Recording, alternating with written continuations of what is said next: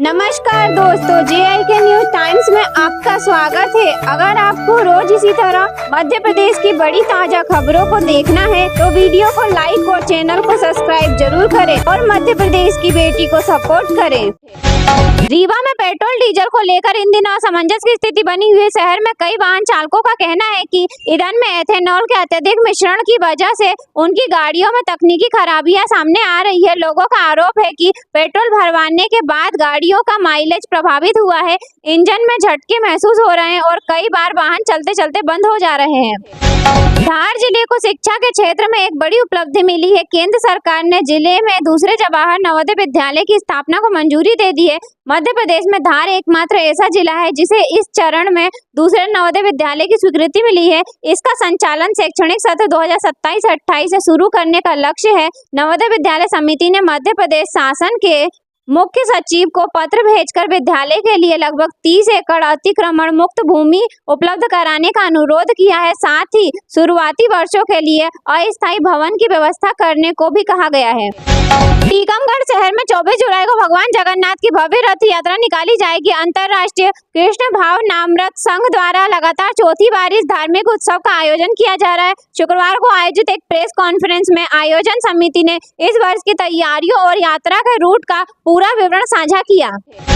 Indore cyber police ने अंतर्राष्ट्रीय घुड़सवार के साथ हुई 1.62 करोड़ रुपए की साइबर ठगी को 24 घंटों के भीतर नाकाम कर दिया। ठगी गई पूरी रकम शिकायतकर्ता के बैंक खाते में सुरक्षित रिफंड करा दी गई। साइबर पुलिस के मुताबिक इंदौर निवासी हजेला परिवार के घुड़सवार सितंबर-अक्टूबर 2026 में जापान में होने वाले एशियन गेम की तैयारी कर रही है। झाबुआ जिले के रायपुरिया में भारती एयरटेल लिमिटेड द्वारा ऑप्टिक फाइबर केबल बिछाने के लिए की जा रही सड़क खुदाई विवादों में है। ग्रामीणों का आरोप है कि यह खुदाई मध्य प्रदेश सड़क विकास निगम के अंतर्गत आने वाली सड़क पर की जा रही है, जबकि कंपनी के पास केवल लोक निर्माण विभाग की अनुमति है। ग्रामीणों के अनुसार निजी कंपनी जेसीबी मशीन से सड़क के किनारे लगभग 1 मीटर गहरी खुदाई कर रही है। उनका कहना है कि वर्ष 2013-14 में लगभग 36 करोड़ रुपए की लागत से बनी। सिंगरौली जिले में साइबर सेल और पुलिस ने बड़ी कार्रवाई करते हुए गुम हुए 70 मोबाइल फोन बरामद कर उनके मालिकों को सौंप दिए। रुस्तम जी संभागर में एसपी सियाज के एम ने करीब 14 लाख रुपए के यह फोन वितरित किए। दूरसंचार विभाग के CEIR पोर्टल और तकनीकी ट्रेसिंग की मदद से इन फोनों को रिकवर किया गया था। अयोध्या राम मंदिर में चंदे की चोरी को लेकर पूर्व सीएम दिग्विजय सिंह ने बड़ा ऐलान किया है। उन्होंने भोपाल में अपने आवास पर मीडिया से चर्चा करते हुए कहा कि 2 अक्टूबर से उज्जैन महाकाल मंदिर से अयोध्या राम जन्मभूमि तीर्थ क्षेत्र तक पदयात्रा करेंगे। पदयात्रा गैर राजनीतिक होगी। उस दौरान कांग्रेस की बात नहीं करेंगे, सोशल मीडिया का प्रयोग नहीं करेंगे, चंदे की रसीद चेक की कॉपी लेकर चलेंगे। जिन लोगों ने चंदा दिया था सभी दलों के लोगों को आमंत्रित करेंगे। अयोध्या जाकर चंदे का हिसाब मांगेंगे। राजगढ़ जिला कांग्रेस कार्यालय में जिला कांग्रेस अध्यक्ष और पूर्व मंत्री प्रियव्रत सिंह ने प्रेस वार्ता कर मध्य प्रदेश में चरणबद्ध जन आंदोलन की घोषणा की। उन्होंने कहा कि कांग्रेस युवाओं, किसानों, भ्रष्टाचार, उज्जैन में भूमि प्रकरण और अयोध्या के राम मंदिर, अयोध्या के चढ़ावे से जुड़े कथित वित्तीय अनियमितताओं के मुद्दे पर प्रदेश भर में आंदोलन करेगी। मुख्यमंत्री मोहन यादव ने सरकारी अधिकारियों और कर्मचारियों के समय पर कार्यालय नहीं पहुंचने पर नाराजगी जताते हुए मंत्रालय में बायोमेट्रिक उपस्थिति प्रणाली लागू करने के निर्देश दिए हैं। उन्होंने कहा कि जब सरकार ने कार्य दिवस में सुबह 10 बजे से शाम 6 बजे तक कार्यालय में उपस्थित रहने की व्यवस्था निर्धारित कर दी है तो उनका सख्ती से पालन किया जाना चाहिए। मंत्रालय में विभागीय अधिकारियों के साथ समीक्षा बैठक के दौरान मुख्यमंत्री ने कहा कि राज्य मंत्रालय विंध्याचल और सतपुड़ा भवन में अधिकारियों एवं कर्मचारियों की समय पर उपस्थिति और रवानगी दर्ज कराने के लिए बायोमेट्रिक अपडेट की व्यवस्था की जाए। मध्य प्रदेश कर्मचारी चयन मंडल MPESB ने ग्रुप 2 सब ग्रुप 1 के तहत कृषि विस्तारक अधिकारी के 2784 पदों पर भर्ती के लिए आज से आवेदन प्रक्रिया शुरू कर दी है। इसके लिए कृषि या बागवानी में स्नातक उम्मीदवार 17 जुलाई तक आधिकारिक वेबसाइट पर ऑनलाइन आवेदन जमा कर सकते हैं। भारत निर्वाचन आयोग ने मध्य प्रदेश की दतिया विधानसभा सीट पर उपचुनाव की तारीखों का ऐलान कर दिया है। आधिकारिक अधिसूचना के अनुसार इस सीट पर आगामी 30 जुलाई को मतदान कराया जाएगा और मतों की गिनती 3 अगस्त को होगी। निर्वाचन क्षेत्र में आदर्श आचार संहिता तत्काल प्रभाव से लागू हो गई है।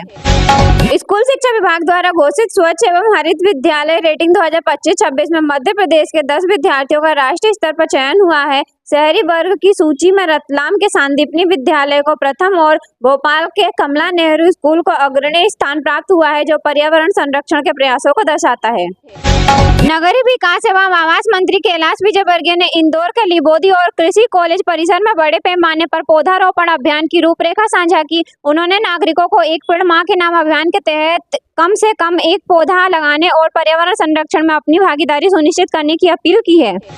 खरीफ सीजन के दौरान किसानों को सुरक्षित रखने के लिए कृषि विभाग ने जबलपुर में एक बड़ी कार्रवाई की है। गुप्त सूचना के आधार पर विभाग की टीम ने छापेमारी कर एक नकली उर्वरक बनाने वाली फैक्ट्री का पर्दाफाश किया है। प्रशासन ने किसानों को केवल अधिकृत केंद्रों से ही खाद खरीदने की सलाह दी है।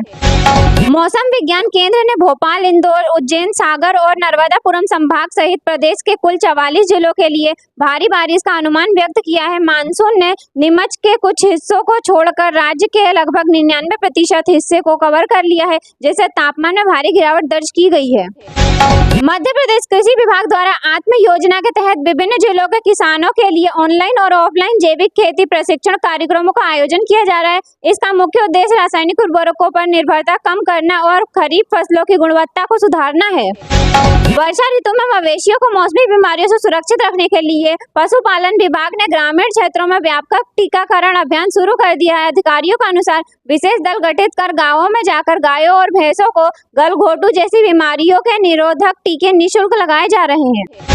पुलिस महानिदेशक के निर्देशों के बाद सुरक्षा और पारदर्शिता को बढ़ावा देने के लिए प्रदेश की करीब 120 चिन्हित पुलिस इकाइयों में डिजिटल विजिटर मैनेजमेंट सिस्टम लागू कर दिया गया है। अब थानों में आने वाले हर आगंतुक का विवरण डिजिटल रूप से दर्ज किया जाएगा, जिससे निगरानी बेहतर होगी। भारतीय रेलवे द्वारा जारी आंकड़ों के अनुसार जून महीने में पिछले वर्ष की समान अवधि की तुलना में माल ढुलाई में 4% की सकारात्मक वृद्धि दर्ज की गई। इस दौरान देश और प्रदेश के विभिन्न रेल मंडलों से रिकॉर्ड 142 करोड़ टन से अधिक माल का परिवहन किया गया, जिसमें उर्वरक की हिस्सेदारी सर्वाधिक रही। आगामी सावन महीने के मद्देनजर उज्जैन के प्रसिद्ध महाकालेश्वर मंदिर प्रबंधन ने श्रद्धालुओं की सुगम दर्शन व्यवस्था के लिए तैयारियां शुरू कर दी है। जिला प्रशासन के अधिकारियों के अनुसार सुरक्षा व्यवस्था, बैरिकेडिंग और कतार प्रबंधन के लिए विभिन्न विभागों की एक संयुक्त समन्वय समिति गठित की गई है। ग्वालियर चंबल संभाग में कूनो नेशनल पार्क के आसपास पर्यटन बुनियादी ढांचे को मजबूत करने के लिए एक उच्च स्तरीय बैठक आयोजित की गई। अधिकारियों के अनुसार स्थानीय युवाओं को गाइड और होम स्टे प्रबंधन का प्रशिक्षण देकर रोजगार के नए अवसर सृजित करने पर मुख्य ध्यान दिया जा रहा है। मध्य प्रदेश स्वास्थ्य विभाग ने आयुष्मान भारत निरामयम योजना के अंतर्गत राज्य के कुछ और निजी चिकित्सालयों को पैनल में शामिल किया है। अधिकारियों के अनुसार इस कदम का उद्देश्य ग्रामीण और कस्बई क्षेत्रों के हितग्राहियों को गंभीर बीमारियों के इलाज के लिए निकटतम स्थान पर कैशलेस उपचार की सुविधा प्रदान करना है।